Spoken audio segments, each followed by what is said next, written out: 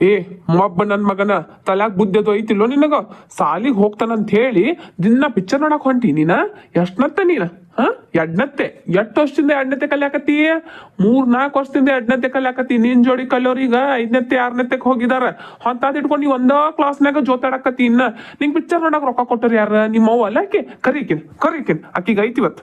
ಅಪ್ಪ ನಾ ಎಲ್ಲಿ ಪಿಕ್ಚರ್ ನೋಡಕ್ ಹೋಗಿದ್ದ ನಮ್ ಶಾಲ್ಯಾಗ ಪಿಕ್ಚರ್ ಬಗ್ಗೆ ಒಂದು ಪ್ರಾಜೆಕ್ಟ್ ಮಾಡಂತ ಹೇಳಿರ ಅದಕ್ಕೆ ಟಾಕೀಸ್ ನೋಡಕಂತ ಹೋಗಿದ್ದ.